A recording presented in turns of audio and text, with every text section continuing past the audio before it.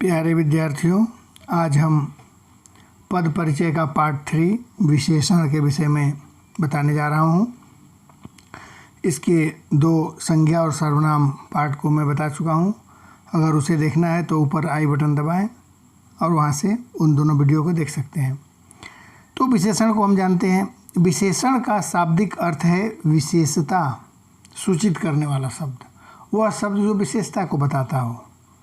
दूसरे शब्दों में हम कह सकते हैं कि जो शब्द संज्ञा या सर्वनाम की विशेषता बताते हैं उन्हें विशेषण कहते हैं। कुछ ऐसे शब्द होते हैं जो विशेषण पदों की विशेषता बताते हैं, उन्हें प्रविशेषण बोलते हैं। जैसे मीना सुंदर है, तो सुंदर विशेषण है, मीना के लिए प्रयोग किया गया है। अगर उसमें हम लगा देते हैं बहुत सुंदर है, तो बहुत प्रविशेषण हो जाएगा। तो हम विशेषण के भेद को जानते हैं। विशेषण के 4 भेद होते हैं, 4 प्रकार का विशेषण होता है। पहला है गुणवाचक विशेषण। जिन विशेषणों से विशेष्य बोलते हैं जिसकी विशेषता बताता हो, और विशेषण वह शब्द होता है जो विशेष्य की विशेषता बताता हो।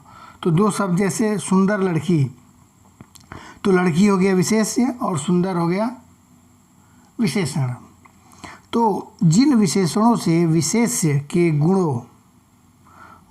दोष, रूप, रंग, आकार, प्रकार, अवस्था, दशा, स्थिति आदि का बोध कराता है, उसके गुण बताएगा, दोष बताएगा, रंग बताएगा, रूप बताएगा, आकार, प्रकार, अवस्था, दशा आदि बताएगा का बोध अगर कराता है तो उसे गुणवाचक विशेषण कहते हैं। जैसे एग्जाम्पल हम ले लेते हैं कुछ: दयालु, उदार, अच्छा, बुरा, स्वस्थ, कमज़ोर, वीर, अमीर, गरीब, खट्टा, मीठा, शहरी, चिकना, कठोर, ऊपरी, बाहरी, ठंडा, भारी इत्यादि।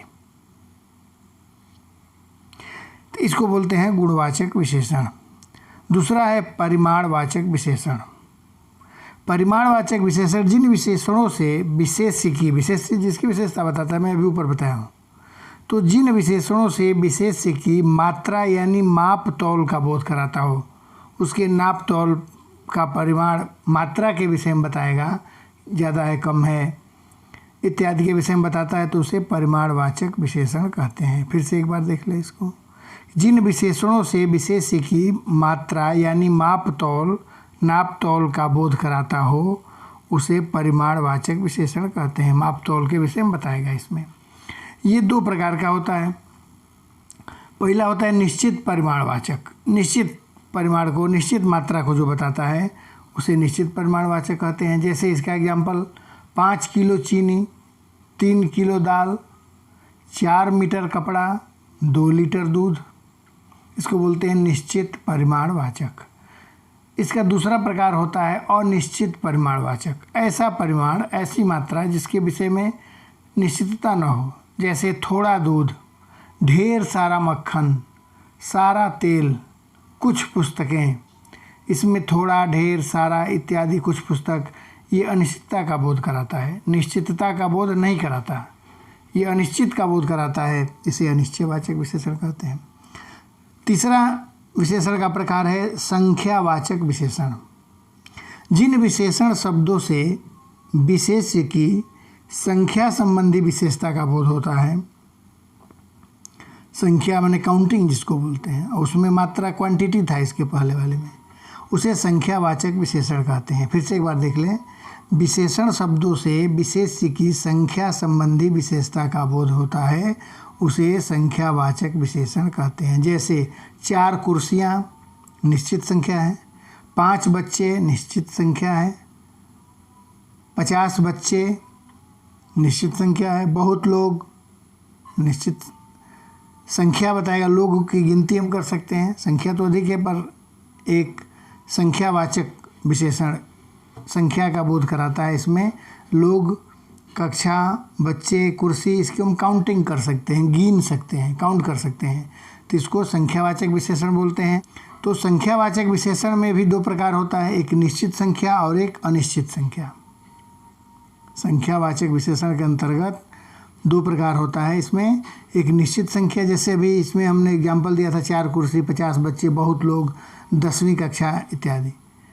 तो बाकी कुर्सी में तो हम 4 गिन ले रहे थे, कुर्सी को गिन लिए 4, 50 बच्चे भी गिन लिए, काउंट कर लिए कि 50 है। लेकिन बहुत लोग, अब लोग को काउंट नहीं कर पा रहे हैं, संख्या निश्चित नहीं है, पता नहीं है कितने लोग हैं, तो यहाँ पर अनिश्चित संख्यावाचक विशेषण होगा। तो ये 2 प्रकार का होता है, एक निश्चित संख्यावाचक विशेषण। फिर से हम देख लेते हैं इसके एग्जाम्पल कुछ। 30 साल, 30 काउंट है, 8 पुस्तकें, 10वां स्थान, 4 कमरे इत्यादि काउंट करने वाले नंबर हैं इसमें। तो इस तरह के काउंटेबल नंबर होंगे, गिनती करने वाले नंबर होंगे, जिसको हम काउंट कर सकते हैं, उसकी एक निश्चित संख्या होगी, उसको बोलेंगे हम निश्चित संख्यावाचक विशेषण। और अनिश्चित संख्यावाचक विशेषण में काउंटिंग वाले तो रहेंगे, पर निश्चित संख्या पता नहीं होगा हमें, गिन सकते हैं परंतु निश्चित संख्या नहीं है, उसे अनिश्चयवाचक विशेषण कहते हैं। जैसे किताबें, किताब को काउंट कर सकते हैं लेकिन कुछ किताबें। अनेक साधन, तो कुछ पता नहीं कितने हैं, निश्चित संख्या नहीं है। अनेक साधन, साधन भी पता नहीं कितने हैं, काउंट नहीं है। सारे बच्चे, कई लोग इत्यादि।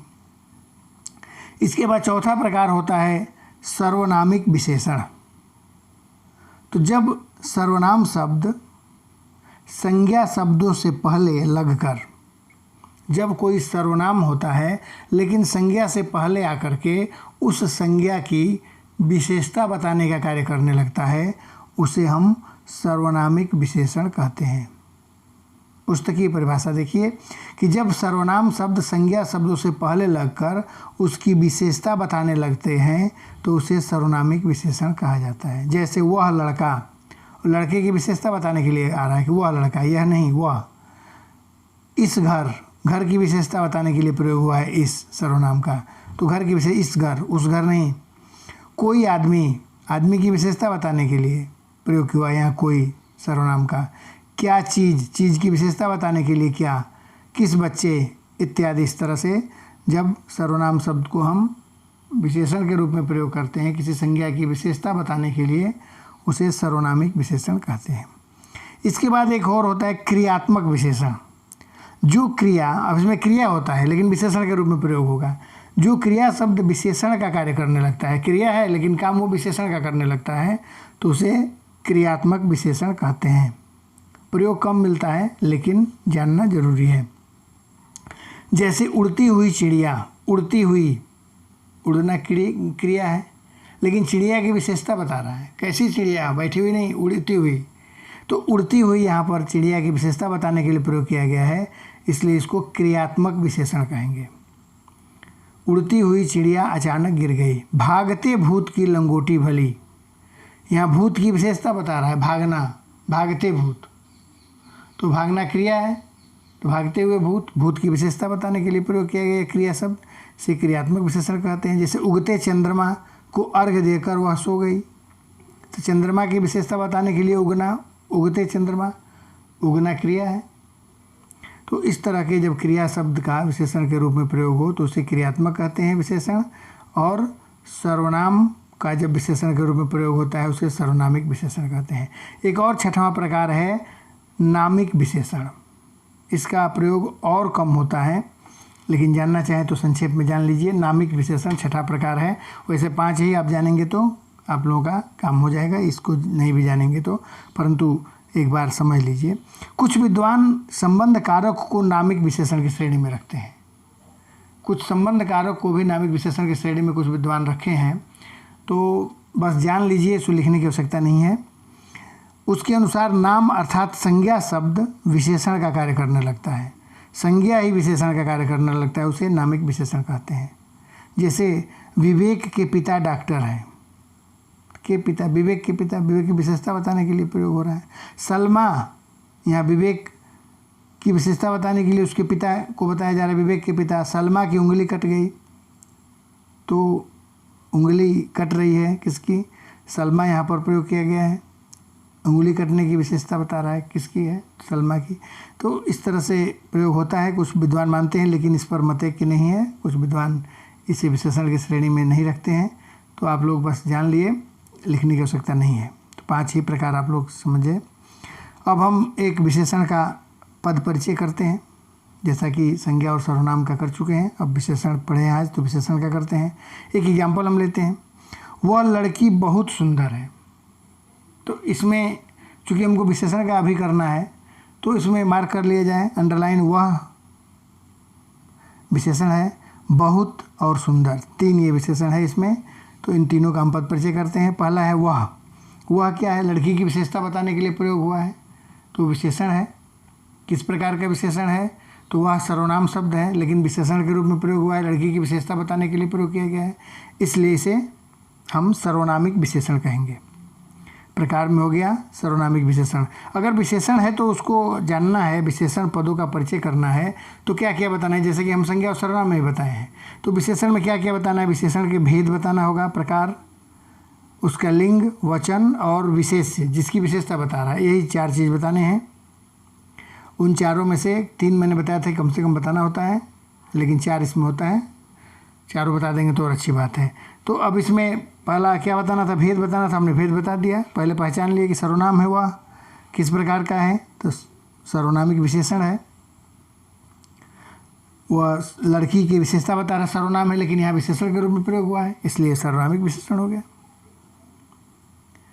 अब हम उसके बाद बताते हैं इसका लिंग क्या है। तो लिंग हम लड़की है, चूँकि लड़की की विशेषता बताने के लिए प्रयोग किया गया है, तो उसी के अनुरूप इसका लिंग होगा स्त्रीलिंग। वचन, एक लड़की की बात हो रही है, बहुवचन में नहीं है क्रिया, ये लड़की, तो इस एक वचन है। और किसकी विशेषता बता रहा है? विशेष्य बताना होता है, तो लड़की की विशेषता बता रहा है, तो विशेष्य हो गया लड़की। इसी तरह से दूसरा हम देखते हैं बहुत। बहुत यह भी विशेषण है, लेकिन किस प्रकार का विशेषण है? ये सुंदर की विशेषता बता रहा है, सुंदर खुद ही विशेषण है। तो जब विशेषण की विशेषता बताता है उसे प्रविशेषण कहते हैं। तो ये प्रकार में हो गया प्रविशेषण। उसके बाद किसकी विशेषता बताता है? तो विशेषण, सुंदर विशेषण की विशेषता बता रहा है, तो इसमें 2 ही है, 2 ही लिखेंगे। इसके बाद है तीसरा है सुंदर। सुंदर भी विशेषण है, तो विशेषण है तो क्या बताएंगे? उसका भेद, लिंग, वचन और विशेष्य। तो भेद में प्रकार में किस प्रकार का है? सुंदर, तो गुणवाचक विशेषण, ये लड़की के गुण को बता रहा है कि वो सुंदर है, तो गुणवाचक विशेषण हो गया। लिंग में स्त्रीलिंग, लड़की है ही है, तो सुंदर स्त्रीलिंग है। एक वचन और लड़की विशेष्य का विशेषण है, विशेष्य लड़की है, उसी के लिए सुंदर का प्रयोग किया गया है। तो इस तरह से विशेषण का पद परिचय भी कंप्लीट हुआ। तो तीनों पार्ट आप लोग पढ़ेंगे तो संज्ञा, सर्वनाम और विशेषण का पद परिचय आसानी से कर लेंगे।